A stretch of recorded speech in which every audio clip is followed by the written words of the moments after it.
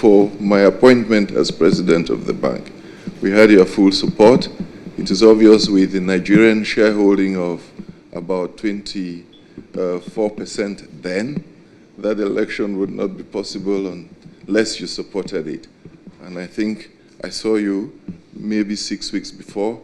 You gave your word, and that word was kept too. The second reason we have come is to meet you as an elder of the clan. Every now and again, we till the soil, we walk the rivers in the forest, we do the work, but it's important that even as we wear the masquerade dancing around, we have to go back to the source of the masquerade, and then as an elder of the clan, to report to you on the work that we've been doing. The vision and the actions to give effect to that vision are very long, but we have decided for this conversation to focus on just one thing. It is about industrializing. Some people call it export processing. Some call it manufacturing. Some call it benefication. It has different names, but it simply means take our own products, parcel them, create the value. And the reason is that we've been asked by yourselves, the heads of states at the African Union, to encourage intra-African trade. That trade cannot happen unless we produce. We can only trade what we produce. And we also think that this production is what would create the wealth, not the handouts that we get from outside. So we are prioritizing industrial infrastructure. To do so, we are working. In the case of Nigeria, there is much we have done. The director of the Debt Management Office is right here. She can confirm that. But there are other areas in industrialization we've tried to get into now. A 2,000-hectare industrial platform in Ogun State. That for which would be investing close to $500 million. There is also the processing of cotton in Nigeria. It used to be a major product in Nigeria many years ago. The production of the cotton fiber itself was in the north. Many ginneries were created here. We think we must now move to garments. We have done it successfully next door in Benin with the processing zone, and in Ogun State and Lagos, the proposal is to invest $2 billion. We've been working closely on that with the Minister of Trade, Dr. Ajumoke, who has been very, very, very helpful in pushing that particular agenda. It's $2 billion. Over the last few years, Afrexim has done, just over the last 5 years, 15 to 20 billion in the Nigerian economy. There is, in the petroleum sector, I wouldn't go down citing that, but it's been, we're the only bank with the capacity to put $3 billion on any petroleum deal in the country at the moment in one go. But Kano Maradi Rail, Afreximbank is in there. The current Lagos to Calabar Road, I think Afrexim alone will be responsible for over 40% of the construction cost so far. There is 700 million already put into phases 1A and B. We now move into phases 700 million into phases 1A and B plus 2. And right now there is phase Hermes phase 3 and 4, for which $2 billion is intended to be syndicated, and Afrexim would be doing is committed $1 billion. So if we take those 3 phases together, alone, we would have done close to $1.7 billion out of about 4. That's over 40%. It's nearly 50% of the entire cost so far. So in agriculture, we also intended to work very closely with the Bank of Agriculture to change that area. There is need for significant processing, and we have committed with them to do so. But the one area where we think significant impact was reached was the Medical Center of Excellence, the hospital. Your Excellency, we came with a letter to plead with you to visit that center, even if it's for only 30 minutes, being to hospitals.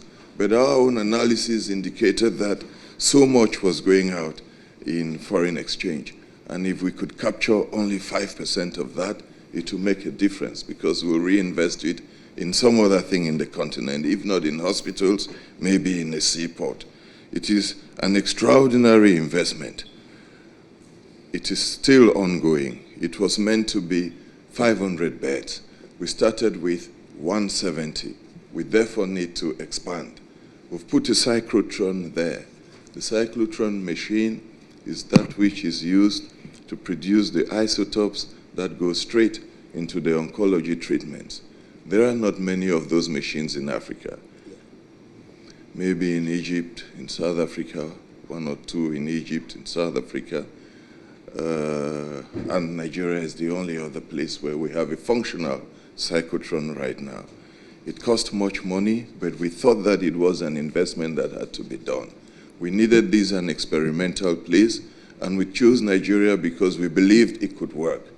Your predecessor believed in it. You came to it with the same conviction. And when there was a few people trying to hesitate, the instructions you gave to the vice president were very clear in the way he conveyed them. The hospital is there. We have one plea to make about that hospital right now. But before I put the plea, I first plea that you visit the place. Unless you visit, you wouldn't easily accept what I'm saying. The plea is that we need more land. We need to expand. We need over 20 hectares, maybe 25 hectares. It's not about a hospital. It's a concept. It has to be a massive park with specialized medical treatment of that quaternary level, not primary, not secondary, not tertiary, quaternary. The advisors with whom we worked on the project, King's College Hospital, London, do admit that some of the equipment we have here, they do not have themselves. We have the most up-to-date version, and we propose to update those versions on a regular basis. We propose to attach to it a nursing school. Nursing is very important. Specialized nursing is critical for the level of medical services we do there in oncology, in hematology, and in other fields. We also intend to have on-site a research center, very advanced research center, to which Afreximbank is already committed $75 million to create an African life sciences foundation. The reason is that we were advised that people respond to treatments in different ways. So you could see people with the same form of cancer, prostrate, men of about the same age. Some live in Wuse, and some live in another part of Abuja. But therefore, they respond to the treatments in slightly different ways. We have to do the research to know why. That research, if we take that raw material abroad, they do the research, they own the patents, then the treatment that follows, then we pay for that. We thought that shouldn't happen. We should learn the disease patterns in our own continent and do it.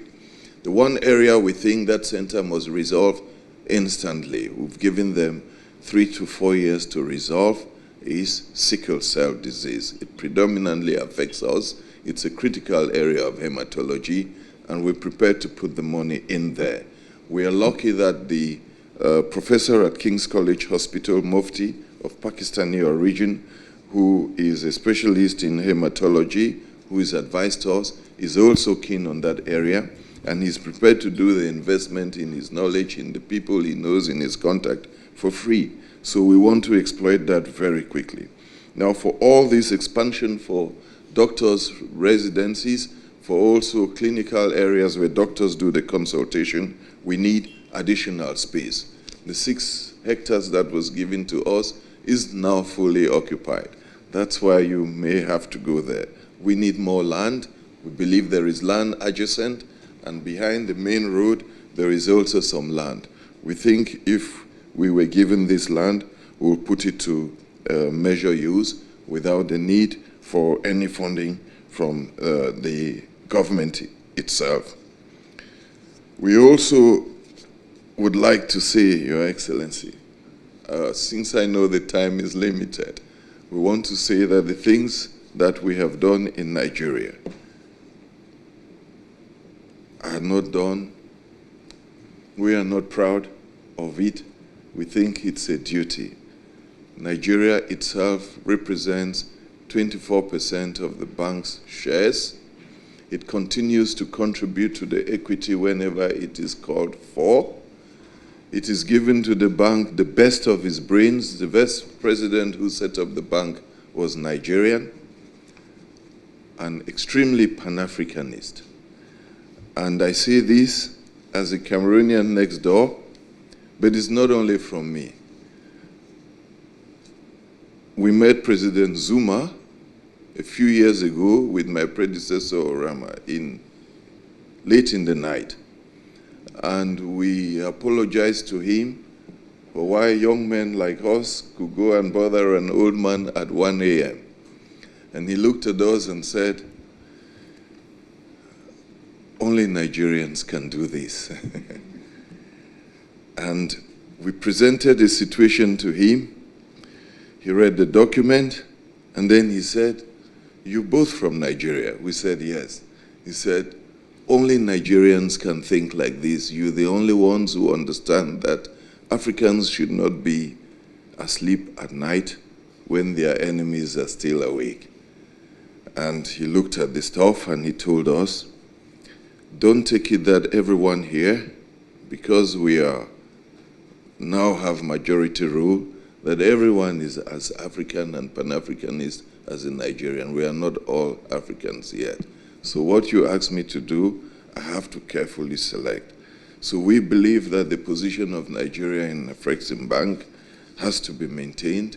It must remain strong, not just as a shareholder, but in the governing organs of the institution, because there is something very peculiar that it brings, and for which we have come to thank you about, Your Excellency.